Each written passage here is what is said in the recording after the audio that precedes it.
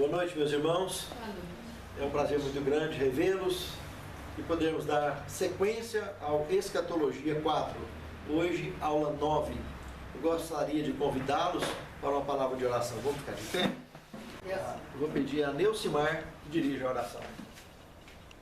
Senhor nosso Deus, Pai Todo-Poderoso, Criador de todas as coisas, e nós, como os teus filhos, Senhor, estamos aqui neste momento para estudar, Senhor, das tuas palavras. Pedimos, Senhor, a orientação do teu Espírito Santo, dirigindo o irmão Rafael e também a cada um de nós aqui presente, para que nós possamos, Senhor, entender e compreender mais dos teus ensinos. Amém. Perdoa os nossos pecados, as faltas que possamos ter cometidos. Abençoa essa semana, Senhor, que hoje já é o segundo dia, mas nos abençoe, Senhor, na continuidade dela. E abençoa cada família aqui representada, Senhor, ajudando-nos a compreender e seguir nos teus caminhos. É o que te pedimos em nome de Jesus. Amém. Na aula passada, nós estacionamos em Gênesis, capítulo 3, verso 24. Aliás, são duas aulas estacionadas, hoje a terceira aula estacionada nesse versículo. Veja que nós vamos completar hoje 3 horas de aula estacionadas em um versículo da Bíblia Sagrada.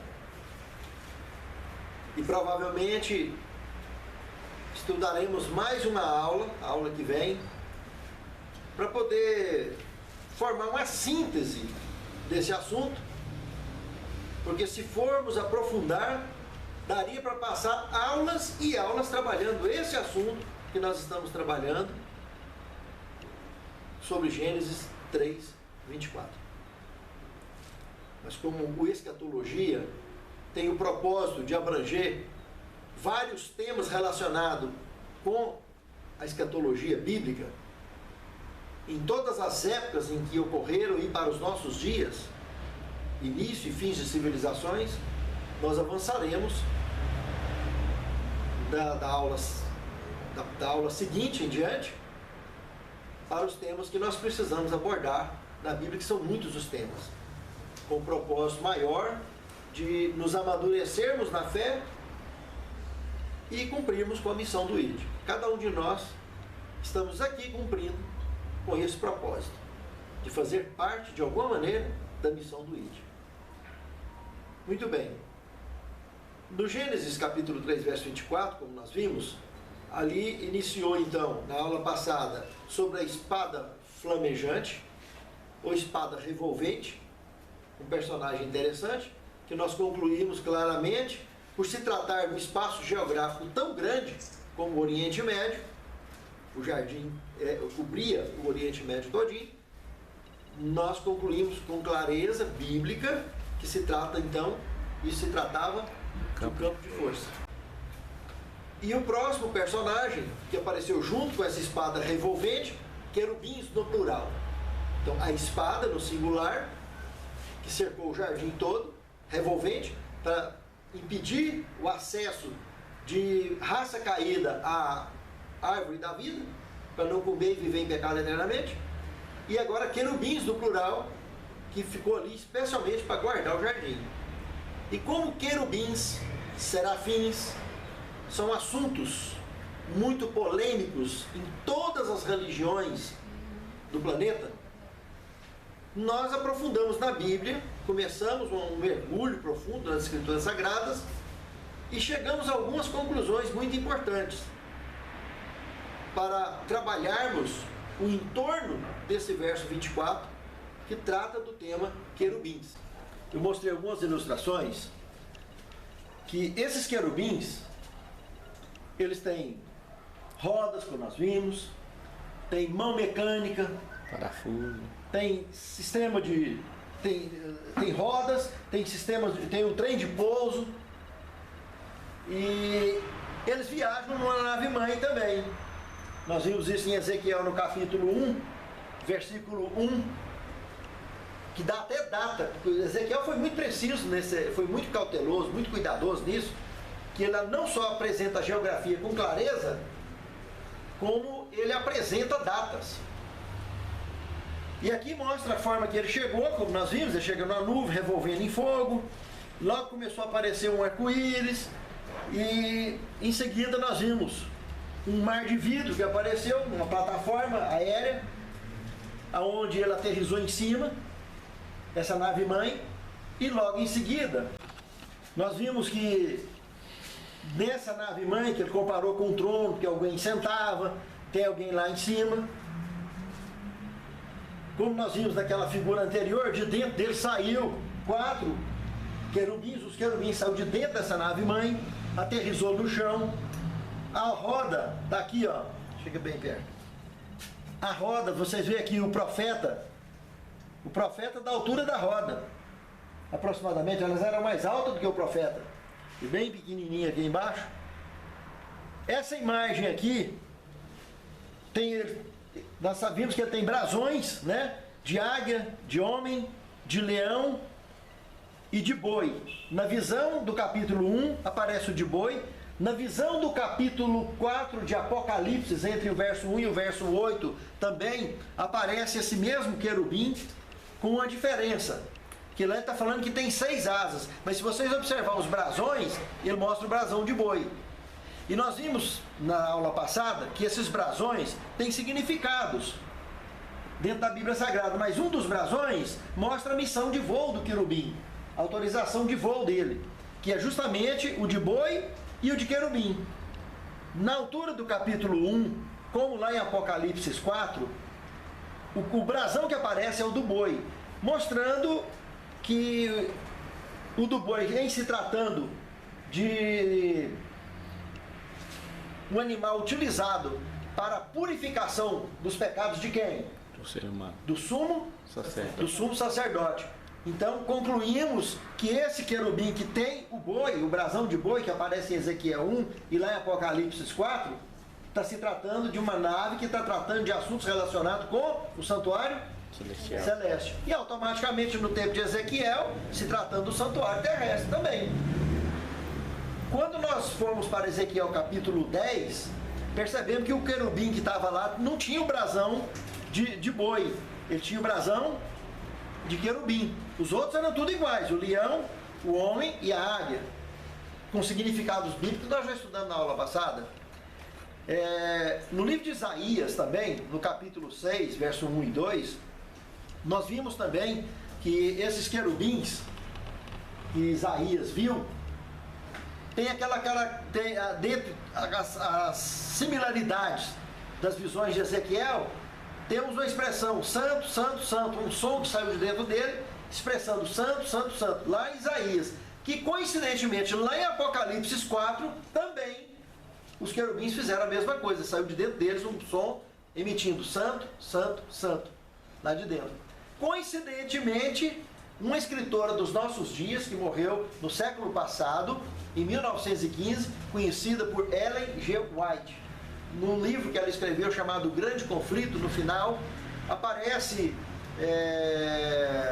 uma visão que ela viu um carro de rodas vivas, carro de nuvens com rodas vivas, que está levando os justos para o céu. E quando ele ia em direção ao céu, saía a expressão que ela ouviu lá de dentro: santo, santo, santo. Igual foi em Apocalipse 4, igual foi lá em Isaías, no capítulo 6, verso 2. Muito curioso isso aí, muito interessante. Nós vimos também, na aula passada, que eles arrancaram aqui do chão, fazendo espetáculo. E eles fizeram movimentos em forma de relâmpago, de raio. Duas coisas que podem ser conotadas aqui: velocidade da luz e o movimento na velocidade da luz, fazendo ângulo. Nós vimos que a nossa física ficou para trás, porque na nossa física, na nossa ciência, qualquer corpo que fizer esse movimento na velocidade da luz desintegra. E nós vimos aqui eles fazendo um verdadeiro espetáculo há 600 anos antes de Cristo, e tudo descia, ia conversar com ele, e cada um querubim desse tinha um piloto dentro. E dentro da nave mãe tinha mais gente também. Dentre os personagens, seguramente, podia inclusive o próprio Deus estar ali, falando pessoalmente com o profeta Ezequiel. Muito interessante isso aí. Pela forma que foi distribuído esses brasões, pela forma que ele desenhou, nós vimos que isso aqui parece mais um F-15. Uma nave que só surgiria nos nossos dias em 1976, na Força Aérea Americana. Ela foi desenvolvida por volta de 1972 e estava aprovada e inaugurada por volta de 1976. Essa nave até hoje, essa aeronave, ela é produzida, tem mais ou menos 20 metros de comprimento. Só que, com um detalhe, essa aqui nós vimos que ela anda a rosa dos ventos, norte, sul, leste, oeste, ela movimenta sem se virar para qualquer das direções, sai igual helicóptero e anda na velocidade da luz. Então, o que nós temos hoje de F-15 não chega nem perto do que saiu, do que foi apresentado. Temos uma semelhança. Nem de longe. Rafael, Sim. assim, não contradizendo o que você está falando aí, mas Deus não precisa de uma nave para vir até nós e nem Jesus. Ele é o Criador. Isso. Aí, vamos lá. E por que Deus colocou uma cidade de ouro, pedras preciosas? Ele precisa de riqueza? Precisa dessas coisas? Só que Paulo diz que coisa que o olho não viu, que o ouvido nunca ouviu, Deus tem preparado para aqueles que amam e temem a Deus. O mundo pentecostal... Quando Jesus veio, né, igual você falou semana passada, você até falou quando ele apresentou, né, subiu aos céus, né, e apresentou para Deus, depois ele voltou, né. Em Atos dos Apóstolos, ele subiu e entrou aonde? Lá em Atos dos Apóstolos, capítulo 1, verso 8 e 9, diz que ele entrou aonde? Não, porque subiu nas nuvens do céu. Numa nuvem, né? Diz que ele subiu. Pois é, ele precisa de nuvem. Diz que ele foi subindo. Ele precisa de nuvem para viajar. Que foi tampando ele. Cá entre nós. Ele precisa de nuvem. Na frente dos discípulos de Emaús, ele só não fez assim, ó. Que ele foi assunto ao céu. Entrou uma nuvem ou recebeu. É bem claro o texto bíblico. Confere lá e olha. E assim como sumiu nas nuvens do céu. E a irmã White ainda comenta que no deserto de todas as nações estava aquela multidão que ressuscitou com ele dentro daquela nuvem. Então, veja bem, o que eu estou mostrando? Algumas pessoas contestam esse assunto da ufologia bíblica como se a gente quisesse arrumar muleta para Deus andar. Deus é o Criador absoluto. E conforto faz parte da criação.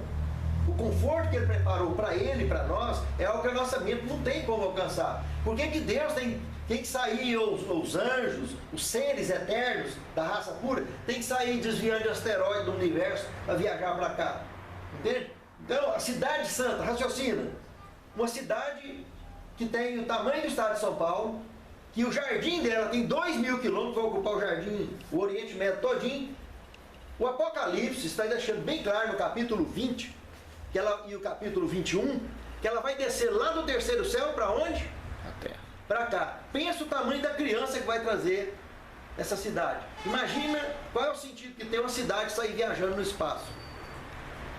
Então, agora o que nós vamos entrar para estudar aqui agora, na aula de hoje, nós fizemos um toque na aula passada mostrando a viagem de Ezequiel, que foi pego pela trancinha, colocado dentro de um querubim e levado. O ser humano até entendo, né? Que foi levado para lá. Uma coisa assim. Então volta lá, você ainda está batendo com o ser humano. Então vamos voltar lá para o Tabor. Lucas, capítulo 9. O que tem lá em Lucas, capítulo 9, no Tabor?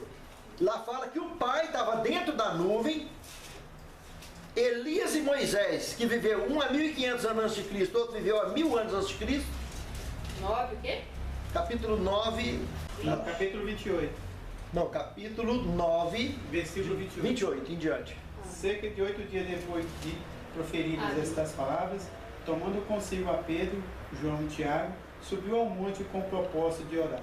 E aconteceu que, enquanto ele orava, aparecia o seu rosto que se transfigurou e suas vestes resplandeceram de brancura.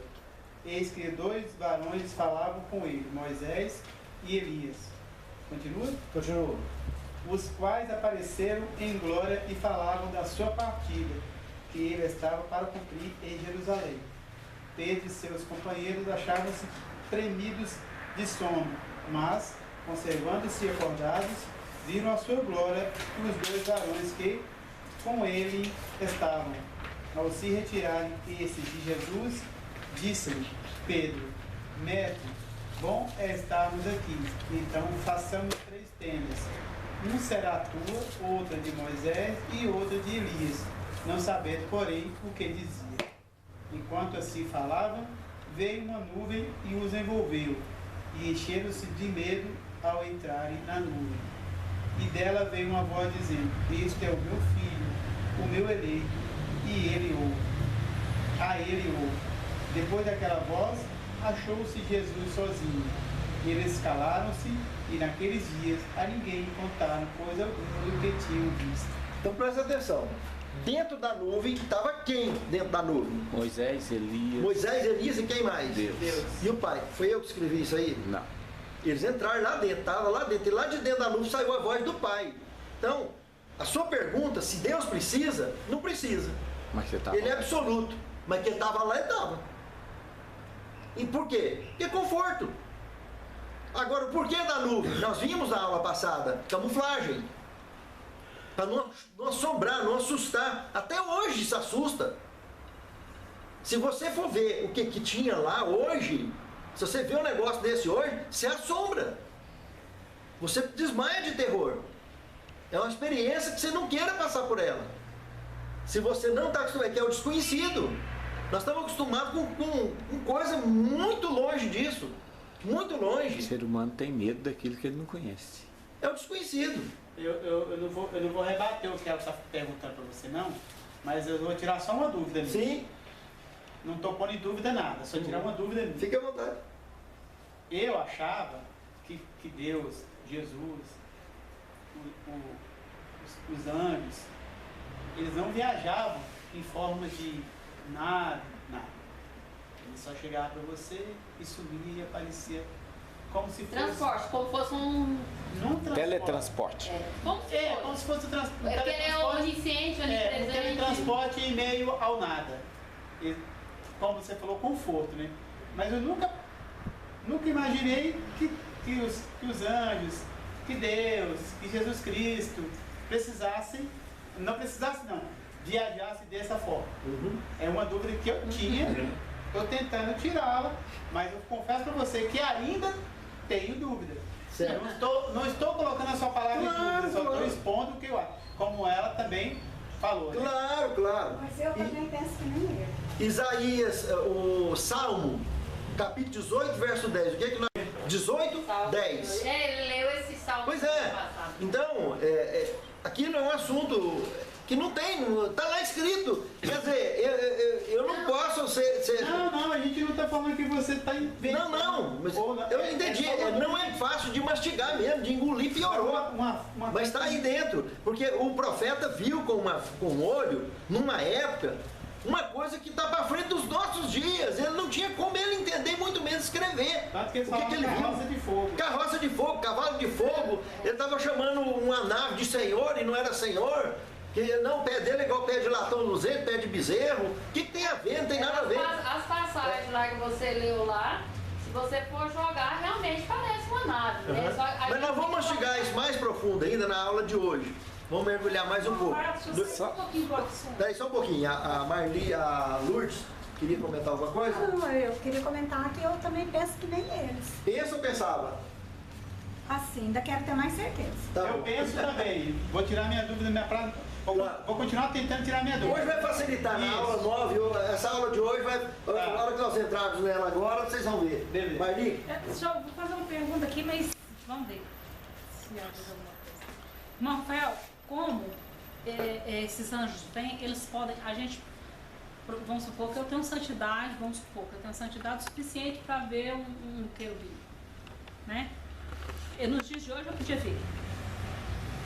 Tá bom. E agora, vamos para outra parte. O inimigo, ele também é um terço dos anjos descendo para a terra. E aí, esses Também esses tem anjos? Tem também. Todos eles têm. E eles têm das trevas e da luz. Os que vêm de Deus é da luz, o que vem das trevas é das trevas. E é esse das trevas que tem feito essas religiões de ufologia mundana, fazendo uma verdadeira apostasia e até apologia para o pecado.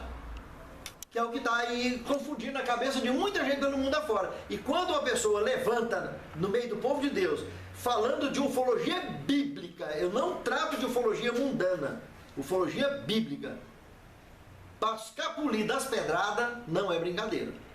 Porque o tradicionalismo religioso, se deixar, eles torcem o pescoço, apedreja e enterra. Agora, eu não tenho culpa de interpretar, de deixar a Bíblia interpretar o que ela mesma escreveu, através desses profetas. Arilson? Eu gostaria que alguém lesse Naum 2,4. Naum, Naum 2,4. Veja a visão que o profeta teve dos nossos dias. E está escrito, como diz Rafael, não foi eu que escrevi Bíblia não, mas veja, comparando a tecnologia, o que ele viu nos nossos dias, Naum 2,4. os carros passam furiosamente pelas ruas e se cruzam velozes pelas praças. Parecem tochas, correm como relâmpagos. O que ele está falando? Do Carro. automóvel. Agora eu pergunto, na época de Naum tinha carro? Aí diz que ele cruza velozmente pelas praças, parece tocha, farol ligado, uma rotatória, cruzando para um lado para o outro. Um cavalo normal. Ele viu. Isso, né? Mas ele não usou essa palavra carro, né? Ele usou outra palavra, né? Não, Porque não. Estava escrito carros. Não, tradução de hoje, mas quando Não, ele... de hoje Tinha não. carros de boi, carro de faraó, carro Mas de... Que é o carro que ele está chamando é carroça. Pois é, mas naquela época já se usava o nome carro. Carro, na época de faraó. Carroça. Na época de farol, carro de não guerra, carro, só que era traçado por cavalo. Bom, o que eu quero Tração mostrar? animal, carro de tração animal. É, Eu só quero fazer um comentário aqui, o seguinte. O ser humano, quando ele saiu do jardim do Éden, como diz o Rafael, ele foi degradando a mente. Foi degradando a mente. Chegou na época do dilúvio, Deus limitou o homem. Deus não falou, os dias do homem não serão mais do que 120 anos, não foi? Até então, quando Noé começou, o meio mais rápido que tinha o quê? Carroça, cavalo, barco a remo, abraço, essas coisas. Lá no livro de Daniel, capítulo 12, um anjo fala para Daniel: Daniel, tu porém encerra o livro até o tempo do fim. No saber, no tempo do fim, o saber se multiplicará. Bom, nós vemos que do século XVIII para cá, de 1900 para cá, o homem evoluiu assustadoramente. Veio o carro, veio avião, o homem já foi na lua, já veio energia nuclear, um monte de coisa. Aí eu pergunto, por que de 1900 para trás o homem não desenvolveu nada? Porque Deus limitou o homem. Assim está. Escrito. Pronto. Deus limitou o homem. Não vou discutir. Não, Nós vamos voltar. Coisa que esses carros aí, dessas naves e tal, igual eu até falei assim, se nós que trabalhamos 5% da nossa mente fomos capazes de ir à Lua, né? Então, como seres que não caídos, né? Até onde eles já chegaram. E, com certeza essa tecnologia constrói isso aí que você está falando. Rindo. Só que o seguinte, eu achava que isso poderia ter em outros mundos por seres criados por Deus. não caídos. Não caídos, mas não os seres celestiais, entendeu? Só que É isso. Lúcifer, irmã, caiu muito antes de Adão existir. E Jesus disse que ele caiu como um O raio. pecado começou lá, há milhares de anos antes de existir o nosso planeta. Quanto, pai? 2,4.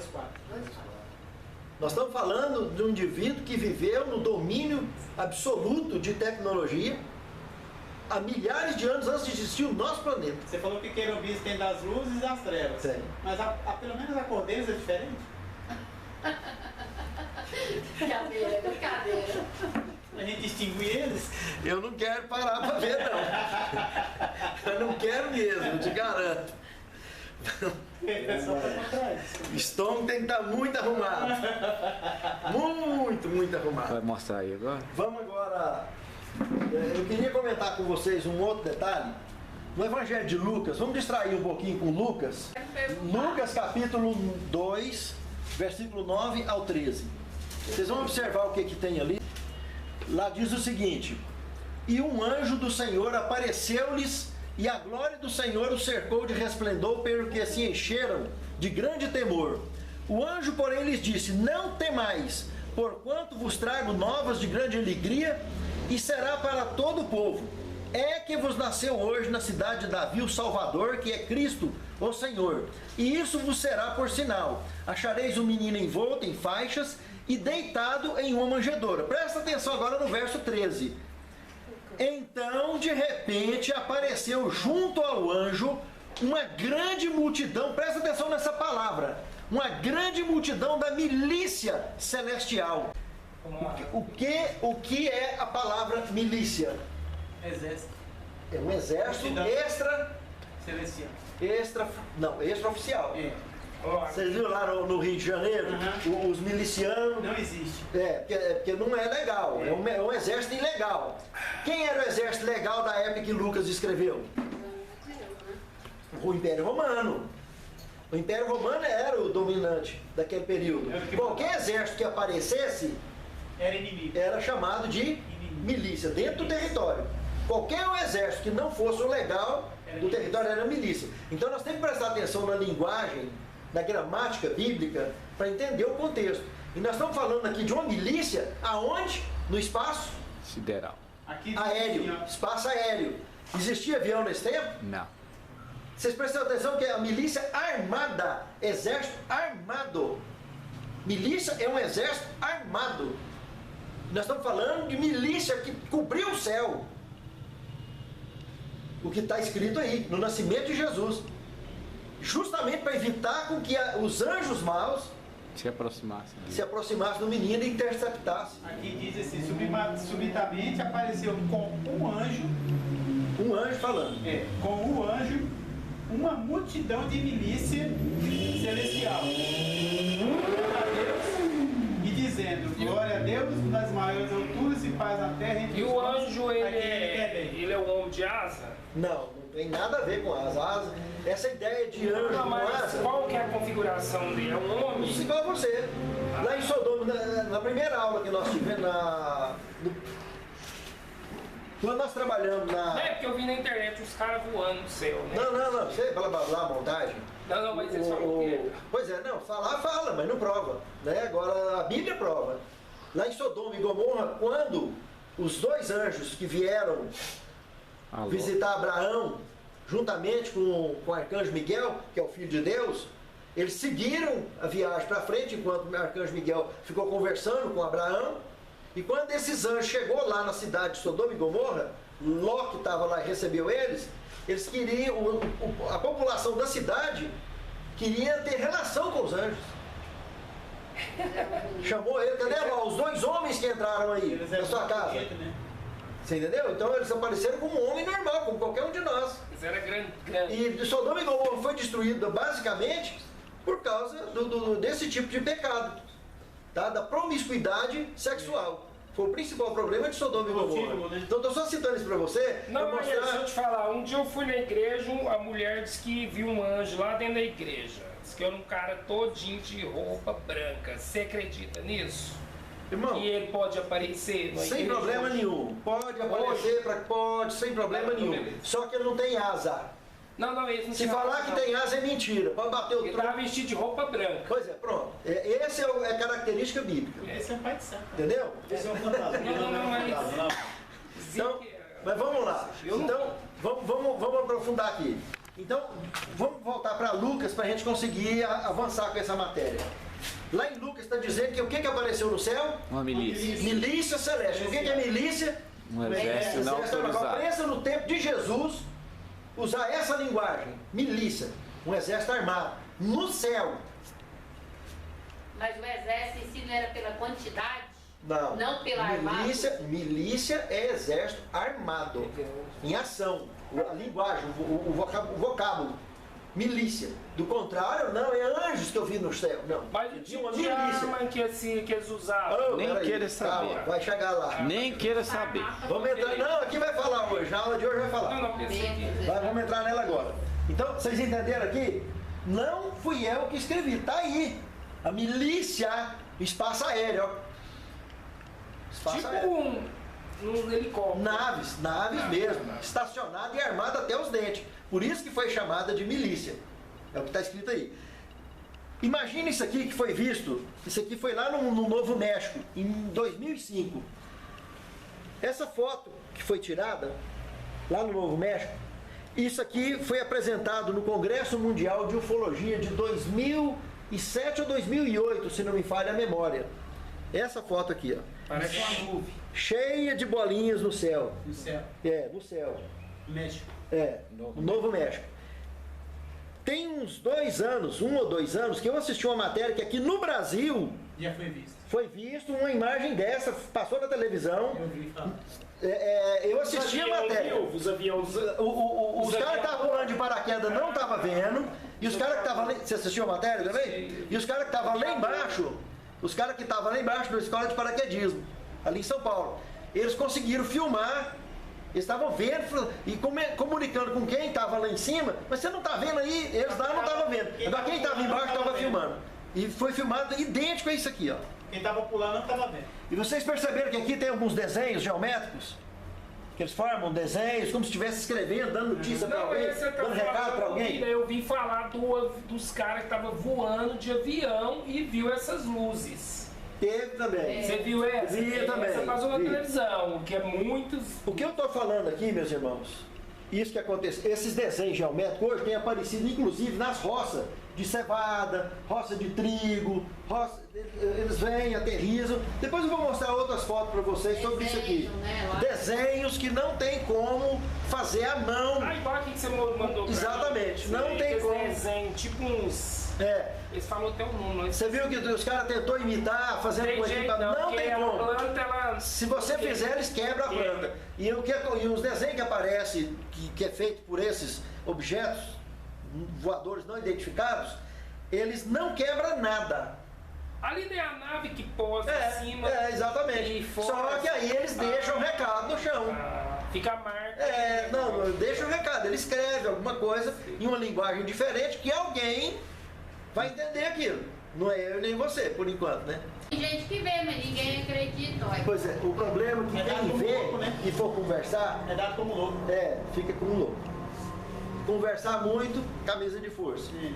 E dependendo do nível de informação, eles dão sumiço. E eu tenho... Aí a cabeça mais um pouquinho, com Atos dos Apóstolos, Traz pra mim, por favor. capítulo 8, verso 5. 8:5. Essa cena aí que você vai ler aí, que nós vamos estudar agora, se trata do arrebatamento de Filipe para encontrar com o eunuco. Pois é, por isso que eu falei pra você Então vamos lá daquele agora, vamos lá. Vamos lá, começa lá, Neucimar, verso 5. E descendo Filipe à cidade de Samaria, pregava-lhes a Cristo. Só o 5? Só o 5. Quem está com o 26 agora? E o anjo do Senhor falou a Filipe, dizendo: levanta-te e vai para a banda do sul, ao caminho que desce de Jerusalém para Gaza, que está deserta. Agora a luz, do 39 ao 40. Quando saíram da água, o Espírito do Senhor arrebatou a Filipe, não o vendo mais o eunuco. E este foi seguindo o seu caminho cheio de júbilo. Mas Filipe veio achar-se em Azoto, e passando além, evangelizava todas as cidades até chegar a Cesareia. Não, ele andou muito, hein? De Gaza para Azoto.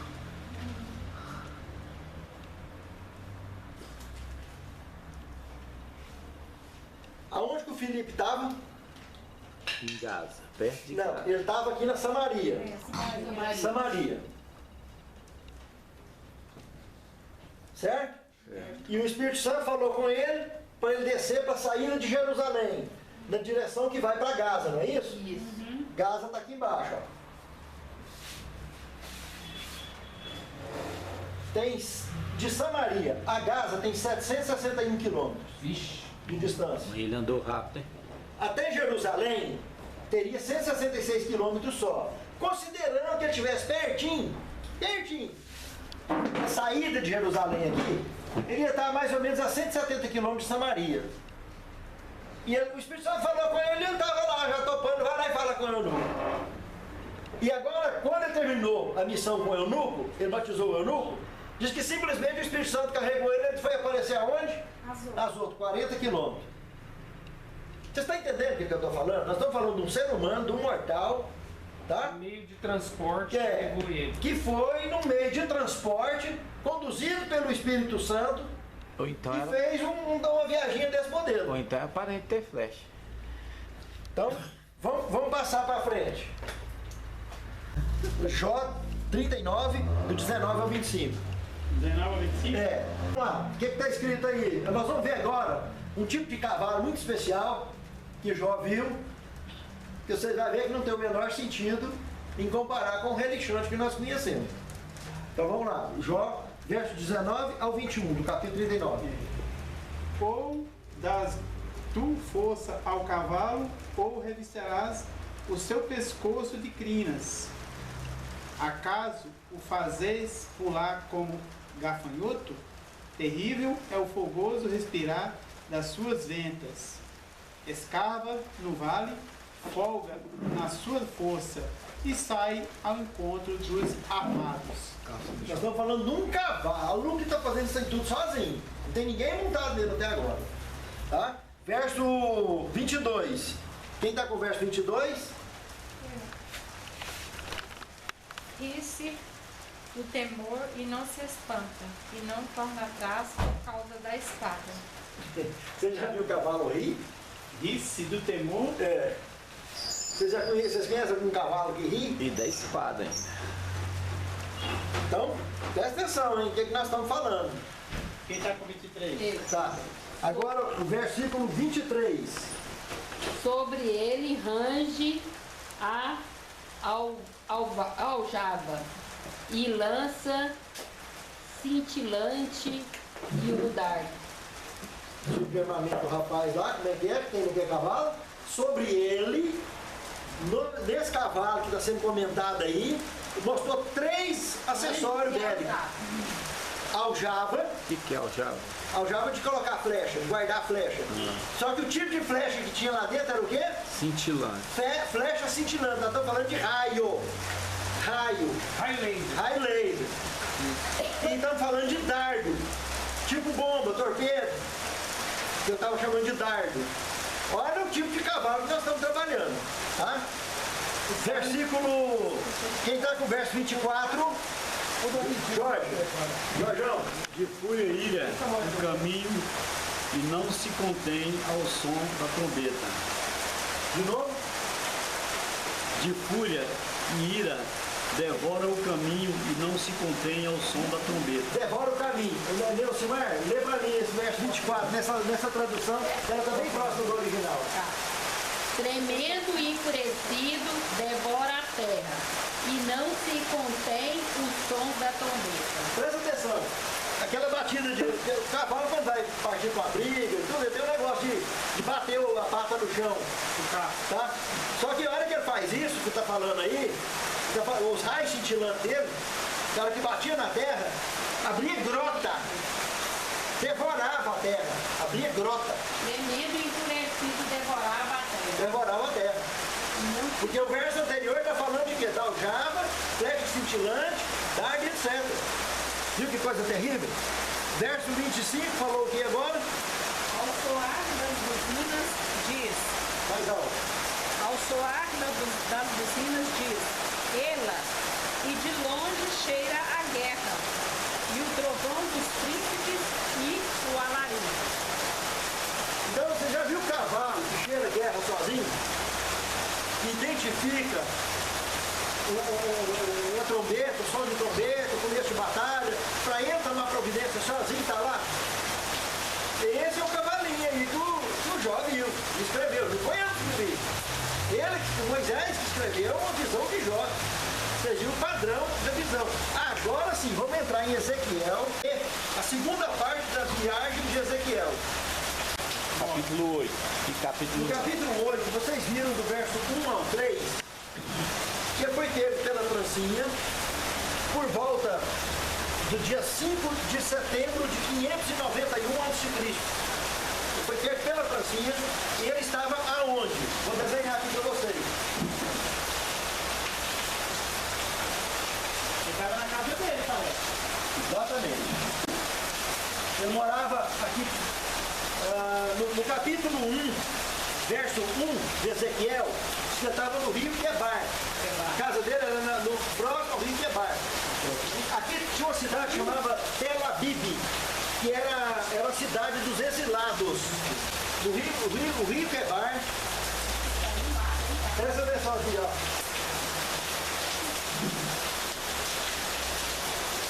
Aqui está o rio Eufrates, aqui está o rio Tigre, na Mesopotâmia, no Iraque. Rio Quebar era um afluente de irrigação, utilizado para irrigação lá na época, naquele período, o Rio Quebar.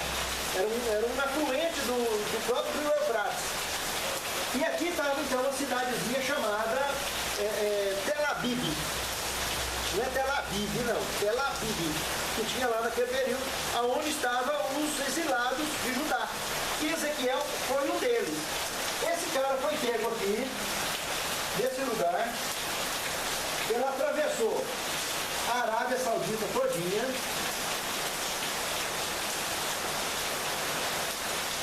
E veio parar aqui, na cidade de Jerusalém. Em linha reta, 1.650 quilômetros de distância. O capítulo 8 e o capítulo 9 de Ezequiel é um acontecimento muito interessante, que ele foi levado, transportado pela Francinha, como vocês viram, e tudo que aconteceu no capítulo 8 e capítulo 9 é o que desenrolou na visão que ele teve lá em Jerusalém. Só que ele não foi visto por ninguém lá em Jerusalém. E ele estava vendo tudo lá. No capítulo 8, ele concluiu o capítulo 8 com a lamentação de Deus, mostrando o que o povo estava fazendo, a adoração ao Deus Sol, um monte de bagaceira. E quando entra no capítulo 9, vocês vão ver aí no verso 1 e 2, de cara, que aparece 6 homens junto com um indivíduo vestido de linho branco, com um tinteiro na cintura, anotando tudo. São seres celestiais. Então me gritou aos ouvidos com grande voz, dizendo: chegai-vos os intendentes da cidade, cada um com as suas armas destruidoras na mão. E eis que vinham 6 homens do caminho da porta superior, que olha para o norte, e cada um com a sua arma de matança na mão. E entre eles um homem vestido de linho, com um tinteiro de escrivão à sua cintura. E entraram e se puseram junto ao altar de bronze. Veja bem, presta atenção. O profeta foi deslocado da terra dele, lá no Iraque, 1.650 quilômetros de distância. Ele não estava sendo visto por ninguém, capítulo 9 de Ezequiel. Ele não estava sendo visto por ninguém lá em Jerusalém e estava descrevendo tudo o que ele estava assistindo lá. Aí aparecem 6 seres celestes, que ele destacou, vindo da direção dele, e Deus falou para eles o seguinte: vocês começam lá pelo templo, aqui pelo templo, e vai por toda a cidade. E é para marcar o povo na testa. Aqueles que você vai marcar é somente aqueles que têm chorado, que têm clamado a mim, que têm lamentado dessa situação triste da apostasia de Jerusalém. Esses não serão tocados por vocês, eles não serão mortos. Ou seja, eles não serão poupados, serão protegidos. Ia para o cativeiro, com vida, ou ia ser esparramado para outros cantos, mas não seriam executados ali, na invasão de Jerusalém. Essa visão do capítulo 9 que nós estamos estudando é idêntica à visão que no futuro também o profeta João, Apocalipse 15, Apocalipse 16, João viajou no futuro, ele estava lá no céu e vem tendo uma visão aqui na terra de 7 anjos, trazendo as 7 últimas taças das pragas. Não foi eu que escrevi, está lá no Apocalipse. E está dizendo: eu ouvi a voz. Presta atenção. João, para falar que eu ouvi a voz do anjo que estava nas águas, ele está falando no presente, não está? Mas as pragas estavam no tempo dele? Não. Está no nosso tempo? Ainda não. Então ele estava onde? No futuro. Ele foi projetado no futuro. e ouviam a voz do anjo. O que aconteceu com esse cara aqui foi a mesma coisa com Ezequiel. Ele estava vendo o que ia acontecer 5 anos depois. A destruição de Jerusalém e do templo. O que Ezequiel estava assistindo. Dos versos 3 em diante agora, olha que coisa mais chocante. Agora vocês vão cair de vez a ficha com o negócio de querubim. Olha o verso 3, o que está escrito aí, Neucimar? Verso 3 do capítulo 9. E a glória do Deus de Israel se levantou do querubim sobre o qual estava. Opa, peraí. Como é que é o negócio aí? Repete, por favor, porque esse negócio ficou meio pesado. E a glória de Deus de Israel se levantou do querubim sobre o qual estava. E como é que é isso aí, irmã? Então, Deus estava onde mesmo? Pelo que você leu aí? Do querubim. No querubim. Vocês viram que não adianta jogar pedra em mim? Não foi eu que escrevi a Bíblia. Você viu que coisa mais séria? Não, mas ele não vai jogando. Não, mas você entendeu. Mas não, você não. Mas tem de gente que joga pedra nesse assunto. Tem medo do assunto. E está aí. Eles têm medo de estudar o que está aí escrito. E não foi eu que escrevi. Entende? Continua, termina o verso. Vai até ler o verso todo. Qual estava? E passou para a entrada da casa e chamou ao homem vestido de linho, que trazia um quinteiro de escrivão à sua figura. Muito bem. Pode aproveitar e já ler do verso 4. Lê o verso 4 também. Olha o que eu disse, olha mesmo. E disse-lhe o Senhor: passa pelo meio da cidade, pelo meio de Jerusalém, e marca com um sinal as testas dos homens que suspiraram e que gemeram por causa de todas as abominações que se cometeram no meio deles. Então Deus estava pedindo para assinalar os justos, para eles não serem maltratados. Para eles serem poupados. Porque eles não concordavam com o Exatamente. Esses caras, agora, eu quero que vocês prestem bastante atenção no paralelo, por isso nós estamos estudando escatologia, início e fim de civilizações. Para eles, 5 anos à frente, essa profecia escatológica aconteceria. Para eles, seria o fim para eles.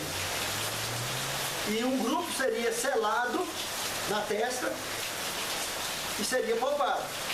Para nós hoje, se você falar em Apocalipse, capítulo 7, verso 3, está falando que quando estiver chegando o final dos nossos dias aqui, Deus manda os anjos selar na testa, com o selo do Deus vivo, os servos de Deus, antes de liberar a destruição do planeta.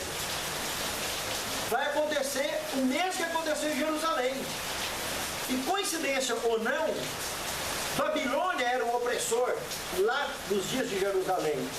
Babilônia espiritual será a vítima dos nossos dias. Todo membro da igreja, como lá em Jerusalém, que não fosse selado, que não será selado, vai ser o quê? Exterminado. Está bem claro esse assunto? Essa lição é uma lição prática do que aconteceu em Jerusalém, 5 anos depois que aconteceu, essa visão que o profeta escreveu, que vai acontecer 5 anos depois, é o mesmo que vai acontecer no final, o povo de Deus ser selado. E sobre o que é o selo, nós vamos estar estudando isso no final, o selo de Deus e outros tipos de selo também que a Bíblia apresenta. Mas eu estou só mostrando que é um selo, então, invisível, ninguém via, mas quem viria? Quem veria? Os exterminadores, que foi chamado aí. Os responsáveis pela Inquisição de Jerusalém. Esses seres celestes, meia dúzia, que tinha um escrivão junto. Um escrivão, um ser que estava registrando tudo. Esse tinteiro que ele fala e tal, é porque foi orientado o profeta que aquele indivíduo é o que está filmando tudo. Só que na linguagem dele, para ele entender nos dias dele, ele estava trabalhando como se fosse um escriba. Como se fosse um escrivão nos nossos dias. Estava registrando, né? Mas na realidade, aquele indivíduo é o que estava responsável por filmar tudo aquilo ali que estava acontecendo. Para que quando acontecesse, está filmado, para documentar. Verso 5 agora. E aos outros disse ele, ouvindo Pode eu... até o verso 7. Tá. Ouvindo eu, passei pela cidade após ele e feri, não poupe o vosso olho, nem vos compadeçais. Matai velhos, mancebos e virgens, criancinhas e mulheres, até exterminá-los. Mas não vos chegueis a qualquer sobre quem estiver o sinal. E começais pelo meu santuário. Então começaram pelos anciões que estavam diante da casa. E disse-lhes: profanais a casa e enchei os átrios de mortos. Sai. E saíram e feriram na cidade. Nessa ocasião aí, foi destruído Jerusalém? Não. Quantos anos depois? 5. 5 anos. Nós temos uma história que registra essa data que ele colocou aí, que foi a data que ele teve lá, 5 de setembro do ano 591 a.C. Nós sabemos que Jerusalém foi destruída 5 anos mais tarde. E ele não poupou ninguém, nem criança. Não, poupou os que estavam assinalados. Então, presta atenção o que aconteceu aí. Aquela meia dúzia de seres celestes, mais um sétimo, que estava filmando tudo, na visão de Ezequiel, surgiria 5 anos mais tarde. E quando aconteceu isso, foi onde o templo foi destruído, os muros foram destruídos, a cidade foi totalmente destruída. Teve 3 deportações. Desde a primeira, a segunda, essa seria a terceira deportação, onde destruiria a cidade e o rei Zedequias morreria. O Zedequias, na realidade, já era um irmão do rei Jeoaquim, que estava lá na segunda deportação. Na segunda deportação, o filho do rei Jeoaquim, que era Joaquim, foi levado junto com a mãe dele, lá para a Babilônia também, e ficou lá, e lá ele morreu. E o Zedequias foi colocado... Extinguiu, né? O povo de Israel naquela época quase se extinguiu, né? Se não fosse pela intervenção. O povo de Israel, que são as 10 tribos do norte, já tinha entrado já tinha sido esparramado pela face da terra. Só estava sobrando Benjamim e Judá, o reino de Judá, que a capital era Jerusalém. Samaria, que era a capital de Israel, dos 10 tribos, já tinha sido dizimada já pelo reino assírio. Já tinha sido detonado, ele já estava fora de cogitação. Agora estava acabando de encerrar das 12 tribos, as 2 que estavam de pé, Benjamim e Judá. Que eram exatamente os que habitavam, que a capital era Jerusalém. E Jerusalém agora, então, esse assunto do cativeiro babilônico foi para Judá, para o reino de Judá, não foi para Israel. Israel já tinha sido dizimado nessa época. O pouco que sobrou quase não sobrou mais. Mais ou menos uns 100 anos antes, pouco menos de 100 anos, Israel já tinha sido dizimado por outros povos. Agora, o reino de Judá, com Jerusalém, foi destruído então em 587 a.C., 5 anos depois dessa visão que o profeta teve. Foi 586 a.C. que Jerusalém foi destruída. Então, se aconteceu a visão em 591, 90, 89, 88, 87, 86. Quantos anos? 5 anos, certinho. Quem contava antes de Cristo contava de trás para frente. Tá? No verso 8, vocês vão ver aí ações dimensionais. Por que nós estamos falando de ações dimensionais? João, quando viu o Apocalipse, escreveu sobre as 7 pragas, numa dimensão paralela, ele viajou aonde? Ao futuro. Ele foi lá no futuro, e no presente ele usou a expressão no presente, porque ele estava lá, dizendo o que estava acontecendo, o que os anjos estavam falando, o que estava ocorrendo. E aqui mesmo que nós vamos ler agora no verso 8. Lê aí para vocês verem.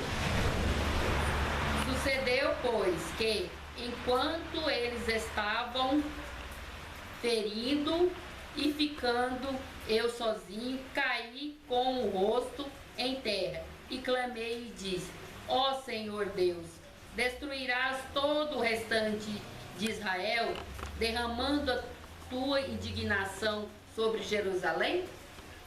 Presta atenção. Ele caiu com o rosto em terra e ele não estava acreditando que seria exterminado o último. Papagaio, cachorro, menino, criança, tudo era para se perdoar ninguém. Que não estava selado, era para ser exterminado. Então ele estava assistindo, já 5 anos mais tarde, o que estava acontecendo. E no entanto, quando aconteceu isso, Ezequiel estava lá?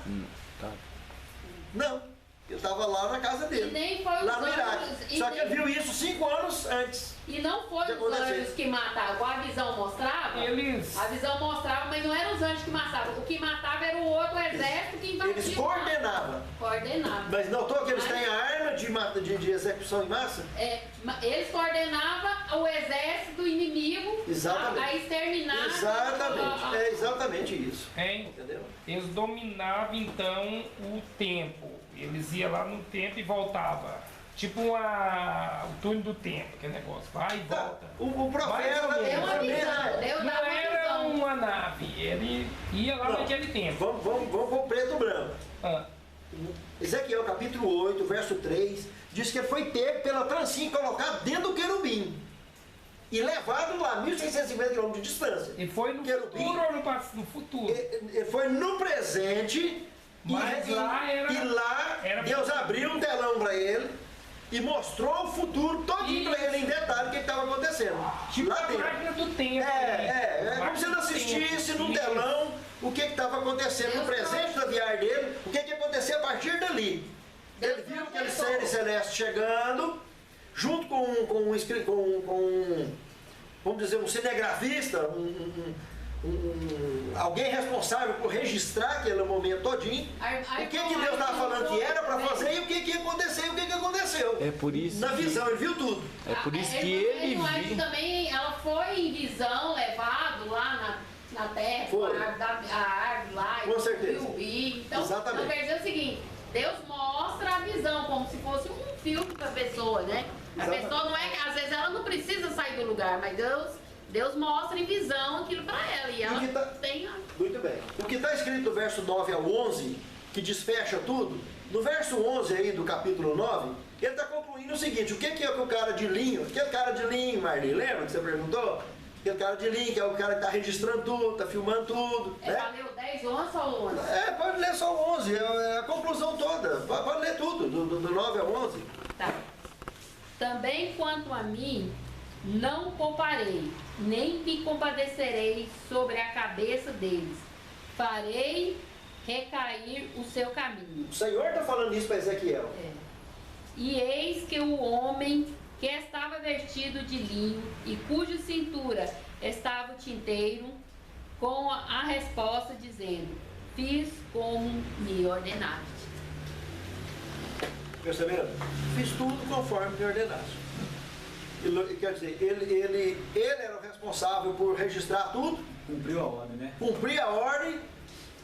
E esses 6 indivíduos, com a arma de destruição em massa, foram lá e habilitou os soldados que fizeram o serviço. Porque aí o que está alegando aí, o próprio Deus alegou, que eles estavam simplesmente colhendo o que eles plantaram. Agora, os que foram assinalados foram levados para o cativeiro. Mesmo nessa deportação que houve a destruição de Jerusalém, eles foram poupados, foram levados. Uma curiosidade. Ezequiel, que foi contemporâneo do profeta Daniel, que viveu na Babilônia, morreu para lá, não voltou para a terra deles mais tarde. Esses 2 indivíduos, tem um camarada que pregou lá dentro de Judá o tempo inteiro, e quando aconteceu essas visões aqui, ele estava lá em Judá, Jeremias. Jeremias não foi levado para o cativeiro babilônico e nem foi morto lá dentro dessas operações babilônicas. Ele foi liberado. E ele foi morrer, sabe aonde? No Egito. Porque quando lá foi destruído e não tinha para onde ficar mais, o pouquinho que ficou lá, no comando de um soldado, de um general, que assumiu o comando lá e quis arrebanhar algumas ovelhas, alguns gatos pingados, que tentou fazer uma rebelião contra o rei de Babilônia, aí eles partiram para cima de Jeremias. E Jeremias, foi parar lá no Egito. Só que ele chegou lá no Egito, Deus usou ele para dar visão que o rei de Babilônia ia acertar o Egito também. Do mesmo jeito. Aí não teve jeito. Logo, o próprio povo dele acabou apedrejando ele para lá e matando. Ele não morreu, ele não fez parte dessas confusões aí, das invasões do Império Babilônico em Judá. Mas por que ele foi apedrejado pelo próprio povo? Porque só levava... Nossa! Mas eu só levava maldição, eles achavam que estava só... Sabe quando quantos anos Jeremias pregou contra Jerusalém? Visões das pessoas da casa. 22 anos, irmão. Que ia ser destruído. 22 anos. Ele batendo, parecendo aquela goteira na lata, assim, todo dia. Tem. Se vocês não converter, se vocês não voltar para o Senhor, o rei de Babilônia vai vir aqui, vai passar o pente fino, vai matar todo mundo. Deixa eu chegar aqui e começar a falar isso aí. Todo mundo também se revolta se não tiver firme na palavra de Deus. Todo tempo. 22 anos. Todo tempo. Passa tempo. Esse rei Jeoaquim, pensa num cara que judiou dele. Jogaram ele em calabouço, açoitaram ele ficou em lama muitos dias. Aí quando o cara ficava meio arrependido, meio amargurado lá e tal, resolvia trazer ele de volta para ver se ele mudava de ideia, ele trazia ele na frente. E aí, o que o senhor falou com o senhor? Falei. E o que o senhor falou para mim? Você tem certeza que você quer escutar?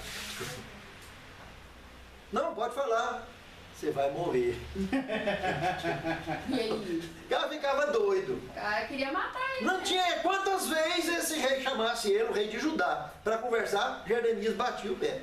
Então, Jeremias foi um personagem que trabalhou lá dentro de Judá durante 22 anos, pregando para que o reino de Judá se convertesse. E o rei de Babilônia lá até mandou proteger ele, né, um tempo lá, porque... Não, quando ele invadiu desde a primeira vez, eu já soube que ele já estendeu proteções automáticas para ele. Ele foi um indivíduo realmente que teve a admiração. E o próprio rei de Babilônia, esse rei que invadiu, que foi Nabucodonosor, apesar de toda a apostasia que ele viveu, ele no final se converteu. Ele foi comer capim no pasto com os bois. Deus castigou ele por causa das ignorâncias dele contra Deus, que Deus chama ele, inclusive no livro, na Bíblia Sagrada, de meu servo. Nabucodonosor, meu servo. Porque Então, ele foi usado para seguir os desígnios que Deus tinha determinado. E ele se converteu no final. Quando ele comeu o capim para lá, ele caiu a ficha. Tá? Então, eu pergunto mais uma vez, especialmente Lourdes e Neucimar e Jorginho, com relação a essa aula que nós tivemos hoje, ficou alguma dúvida sobre Deus andando dentro de querubim? Eu tirei minha dúvida aqui nesse versículo 8 aqui, capítulo 3. Ao contrário, capítulo 9, verso 3. Não, 8, 3. Ah, tá, quando ele pegou pela trancinha. Estendendo ele dali uma semelhança de mão mecânica. Semelhança de mão, e me tomou pelos cachos de cabeça. O Espírito me levantou entre a terra e o céu, e me levou a Jerusalém do pátio de dentro. Do pátio de dentro, está falando lá do pátio do Santuário Celeste. Que olhava para o norte, onde estava colocada a imagem dos ciúmes, e que provoca o ciúme de Deus. Prestou atenção, então? Aqui no verso 3 é aquela hora que você falou, e a glória de Deus de Israel se levantou do querubim. Se levantou do querubim. É essa hora que fala que ele se levantou do querubim, então ele estava montado no querubim. Estava lá mesmo. Ou estava dentro do querubim. Estava dentro. Sentado dentro do querubim. O que o Salmo 18:10 falou na primeira aula desse tema, está confirmado em Ezequiel. Mais um texto que confirmou. Lourdes, ficou alguma dúvida? Assistindo o que você viu hoje, no texto bíblico, não era a minha opinião, não. Texto bíblico. Ainda ficou dúvida para você? Tem alguma dúvida ainda sobre isso? Não é questão de dúvida. É que é difícil a gente assimilar tudo isso, né? Então eu vou te perguntar. O que ela está falando de assimilar, eu continuo um pouco.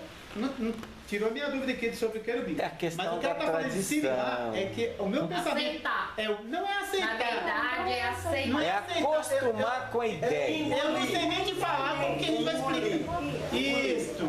Olha, nós estamos pessoas aqui que temos uma faixa etária diferente.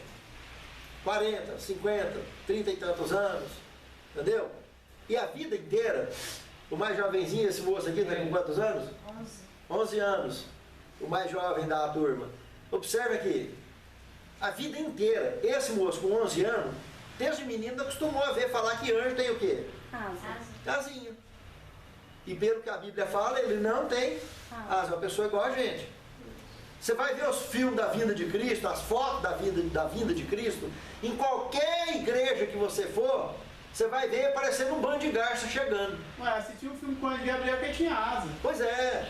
É muito difícil um negócio desse. E se a gente for com o preto no branco, olha o que é mais fácil acreditar. O que está escrito na Bíblia, que o que aconteceu em Sodoma e Gomorra, que mostra uma pessoa comum, acreditar no que a Bíblia escreveu, ou acreditar que Deus precisa misturar passarinho com gente para formar alguém. Isso é mitologia. Essa crença de anjo com asa é mitologia. Isso veio dos antigos egípcios e veio também dos romanos, dos gregos. Isso é muito sério. Quando você fala que Deus entrou dentro do querubim, entrou, né? Nós lemos aí, Certo. Então aí você está botando que Deus, ele é um homem, tipo um homem. O homem não foi feito em mais semelhança dele? Eu sei, mas então é resolveu. o que a gente fica assim meio... É difícil de engolir. Porque Não, todo gente, mundo é pensa que facinho. Deus, ele tem a nossa semelhança, mas não é um homem, né? É Deus. Eu nunca imaginei Deus A com diferença quatro entre braços, Deus e você perna. e eu é que ele é divino, ele é eterno e absoluto, ele é criador, ele é imortal. Nós só receberemos o dom da imortalidade como graça dele. Mas nós somos criaturas, nós não vamos deixar de ser criatura nunca. Mas fala que nós somos a imagem e semelhança de Deus, né? Sim, com certeza. Mas o Deus tem diferente de Jesus Cristo, tem ou não tem? Porque Jesus é filho dele. É filho. Então Deus Pai, Filho e Espírito Santo. Deus é o envolve Pai. 3 pessoas. São pessoas distintas. Certo? Pessoas distintas. 3 pessoas distintas. Vamos E nós falar- somos criados à sua imagem e semelhança. Aí, no caso, o pai... Ali, o nome da irmã ali, como que é o nome dela? Lourdes. Dona Lourdes, vou tentar explicar o meu raciocínio dela, que acho que a gente está batendo a mesma coisa. Por que a gente tem essa dúvida de que Deus, ou Jesus Cristo, precisa de um querubins para chegar, se Foi o que locomover? nós falou. Por quê? Por que eu penso assim? Porque Deus, você chegar e falar assim, haja luz e houve luz, né? Haja estrelas, houve estrelas, né? O nosso raciocínio é esse. Então ele não precisava de uma nave para se locomover. E você?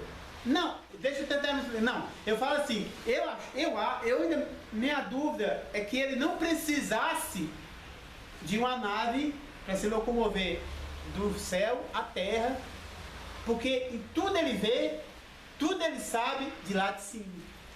Aí eu acho que é o meu raciocínio. Vamos num ponto simples. No meu raciocínio é esse. Aí você falou o negócio do conforto. Não é só o conforto, não. Vamos pensar em outra coisa? Tá. Jesus falou assim, onde estiver 2 ou 3, Eu estarei contigo. eu estarei no meio deles. Ele é O prazer que ele presente, ele é tem presente. de estar junto conosco. Nós somos criaturas. Tudo que ele criou foi para nós, não foi para ele, não precisa de nada. Não, eu sei. Ele é um ser absoluto, mas ele quer estar conosco em tudo. E em tudo quem criou? Foi ele que criou. É um presente para nós. Esse conforto, essa cidade bonita, de ouro, pedras preciosas, vida eterna, tudo isso, poder viajar por outros mundos. Mas a gente tem que estar ciente também de uma coisa aqui. Isso aqui foi uma visão. Foi uma visão. Da mesma forma, E com dados de geografia, né? Da mesma forma que os querubins falou que era para marcar e ali iam matar todo mundo, que criancinhas e tal. Não eram os anjos que iriam lá matar. Quem matou foi os soldados. Foi. Entendeu? Pois é, mas a Então visão... é uma forma, às vezes, figurativa. É isso que eles estão querendo. Não, mas Pois é, tem, nesse não, não sentido, tem né? nada a ver com figuração aí. Que figuração é essa? Você não tem uma história que conta a destruição de Jerusalém? É, mas o que está falando é o seguinte, símbolos, vamos supor, como se fosse usado símbolos para contar aquilo ali. Da mesma forma que os soldados, os anjos não eram soldados, que não foram os anjos que Mas mataram. ele está falando que o Senhor saiu de cima do querubim? Não, essa é a outra parte, eu estou falando dessa Não, é a da mesma, que aí ele viu 6 seres entrando. Ele viu 6 seres entrando. Ele mandou, né? Ele viu 6 seres entrando. Percebeu? Ele viu, ele destacou. Então não tem figura nisso, Delcimar. Você entendeu que não tem figura nisso? Ele estava vendo pessoas reais, ele estava falando com o Senhor e estava vendo pessoas reais. 6 indivíduos, seres celestes, comissionados de coordenar o exército que ia invadir 5 anos mais tarde. Isso é um isso que eu relato. falei. Eles coordenaram, mas eles não fizeram. Então não tem figuração nisso, entendeu? Isso aí não tem figuração nisso. Isso é real. E a história confirma que aconteceu 5 anos mais tarde. Então nós estamos falando de uma visão que tem data e pontos geográficos distintos, quilometragem. E aconteceu. E não foi eu que escrevi a Bíblia. E nem a história. Quem escreveu a história? O próprio povo que cumpriu com aquilo que Deus falou que ia acontecer, da forma que Ele falou. Só que ninguém viu quando aconteceu esses seres. Só Ezequiel viu. Não, mas faz sentido. Eu acredito, sabe por quê? Porque naquela época Jesus Cristo também andou todos os lugares lá, não andou? Você acha que ele ia andar a pé naquele Oriente Médio todinho ali? Aí faz Não, sentido. ele andou junto com eles. Não, Ele mas viveu ali, conviveu ali. teve também. Não, teve, não, no final dele, quando ele foi embora, Atos dos Apóstolos, capítulo 1, verso 9, Quando ele mostra andou ele em sendo cima do recebido da mar. nuvem e indo embora. Isso.